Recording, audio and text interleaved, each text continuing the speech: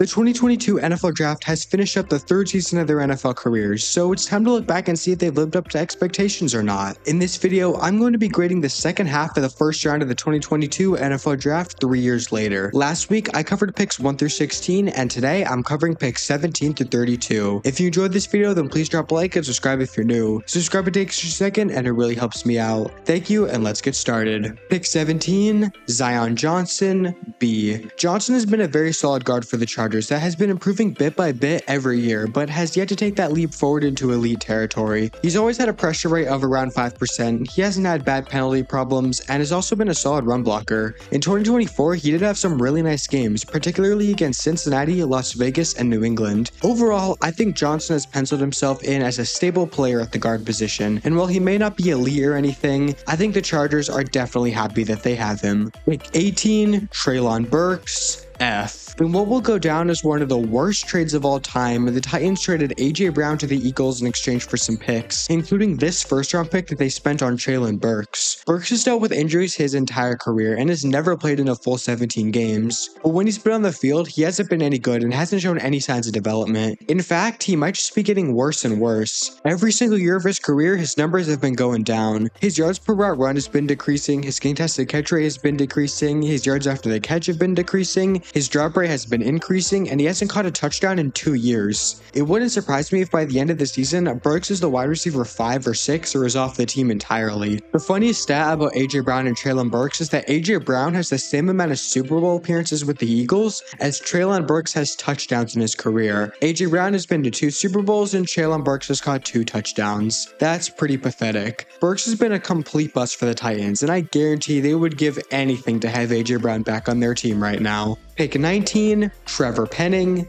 F. Penning barely played in his rookie season due to injury, and then played so bad in his sophomore season that he got benched. But in 2022, he got the opportunity to play the entire season and showcase what he could do. What could he do? Have the worst season of his entire career. He had a career-high 8.1% pressure rate, he had the 11th worst pass blocking efficiency among tackles, and was 8th in the league in penalties with 13. No game in 2024 symbolized Trevor Penning more than the Saints' Week 16 game against Green Bay, a game where the Saints lost 34-0.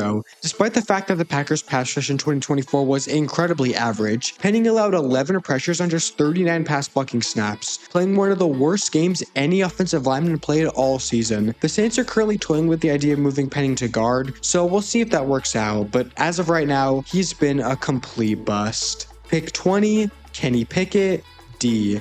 Pickett has had a weird career so far. He's played 13 games in his rookie season, showing flashes, then played 12 games in his sophomore season before getting injured, and in the offseason he got dealt to Philadelphia. However, Pickett might just have one of the most unlucky careers of any recent quarterback. He's been called out for all kinds of stuff, and one of the narratives around him is that he's turnover prone. That's just blatantly false. He only has a 2.2 turnover worthy play percentage in his career. He may have 15 touchdowns to 14 interceptions, but he has 34 big time throws to just 20 turnover-worthy plays. In his first ever game, he threw 3 interceptions, but not a single one was his fault. He didn't have a single turnover-worthy play in that game. He also has had to deal with Matt Canada as his offensive coordinator for most of his career, and we all know how bad Canada is. In Pickett's first game after Canada got fired, he had the best game of his career, going 24 for 33 for 278 yards. He had 4 big-time throws to 0 turnover-worthy plays in that game. He legitimately looked good. However, he suffered a season-ending injury in the very next game and was never given another chance. Pickett isn't a great quarterback, obviously, but I really don't think he's all that bad.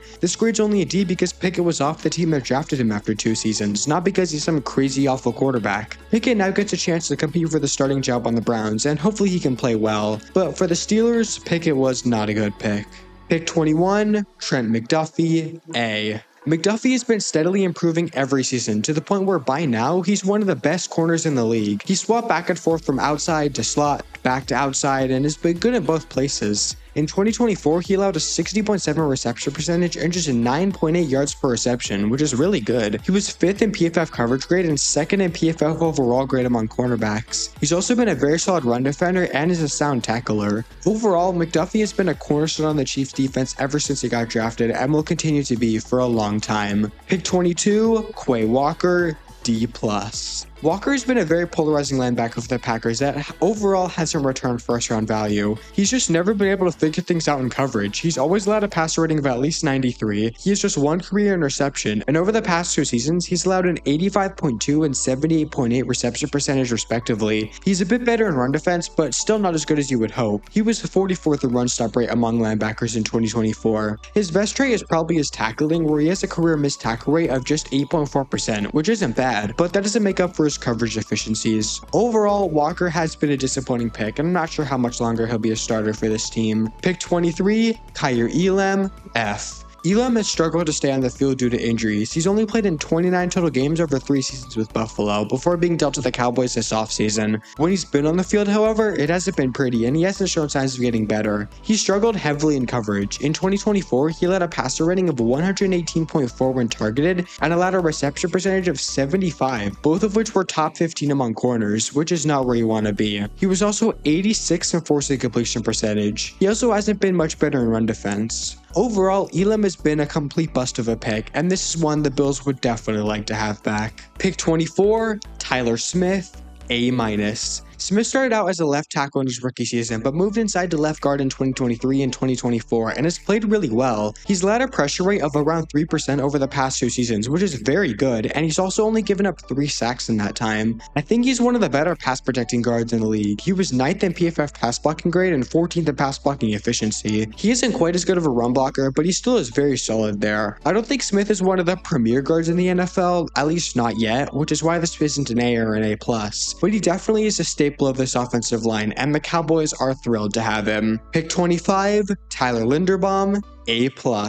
Now that Frank Ragnow has retired, I think Tyler Linderbaum is the clear-cut second best center in the league, just behind Creed Humphrey. He is a really good pass protector and has allowed a pressure rate of under 3% in both 2023 and 2024, and hasn't allowed a single sack in those 2 years as well. But I think despite him being a bit more of an undersized center, Linderbaum is an even better run blocker. He was 6th in PFF run blocking grade in 2023 and jumped to 4th in 2024. Linderbaum has been a slam dunk pick and has been a big reason why the Ravens' whole line has been so good. Pick 26, Jermaine Johnson, B. Johnson is full of untapped potential, but he hasn't reached his ceiling yet, and that's mostly due to his season-ending injury after just 2 games in 2024. In 2023, he looked really solid. He had a pressure rate of 12.6% to go along with 7.5 sacks, and 2024 was supposed to be a breakout year for him. And in the first 2 games of the season, he was really good. He had 7 pressures on just 46 pass rushing snaps for a really good pressure rate of 15.2%. However, he tore his Achilles in that second game and missed the rest of the season. As of right now, Johnson is a very solid edge rusher, but I think he still has a lot of room to grow, and hopefully he can take that leap forward in 2025. Pick 27, Devin Lloyd,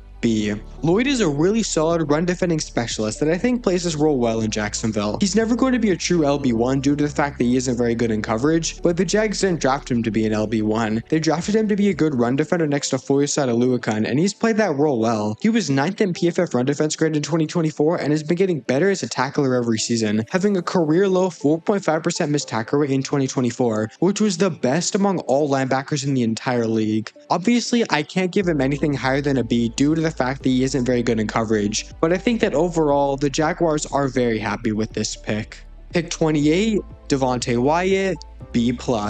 Wyatt has been a very good pass rushing D tackle and has been improving every season. In 2024, he had a very respectable 12.8% pressure rate, and he's also cut down his missed tackle rate from 2023 by more than half. He's not a great run defender, but being next to Kenny Clark, he doesn't have to be. His job is to pressure the quarterback, and he's been very effective at doing that throughout his career. This wasn't a slam dunk pick or anything, but Wyatt is a very nice player. Pick 29, Cole Strange, D+. Many people thought this pick was a reach when it was made, and those people were correct. Strange has not lived up to his first-round pedigree. He hasn't been absolutely awful, but has played more like a third-round pick rather than a first. In 2023, he allowed a 6.5% pressure rate and was 64th in pass blocking efficiency among guards, before suffering a season-ending injury in Week 15 that kept him out for nearly the entire 2024 season. I don't know if I can call Strange a complete bust, because he is still on the team and isn't a complete liability, but he just isn't that good and has definitely not been worth the 29th overall pick. Pick 30, George Karlaftis, B. Karlaftis isn't a premier edge rusher or anything, but he definitely is an impactful player and has played a big role in the Chiefs' defense. His 2023 season was especially good, as Karlaftis had a 14.1% pressure rate and 10.5 sacks, though his 2024 season wasn't bad either. Karlaftis has also always stepped it up in the playoffs, especially in 2024, where in his 3 playoff games, he had a 15.5% pressure rate and 4 sacks. Karlaftis is a very good player, and I think he has definitely been worth this pick. Pick 31, Daxton Hill, C+.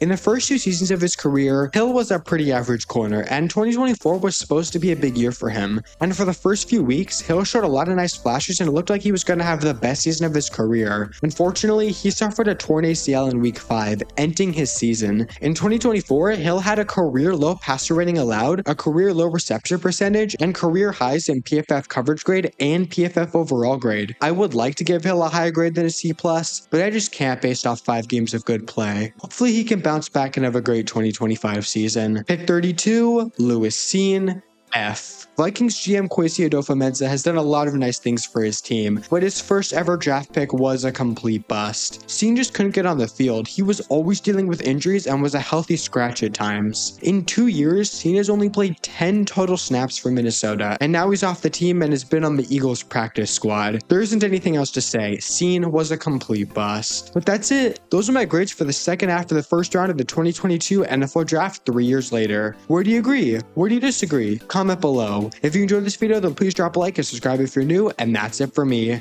See ya!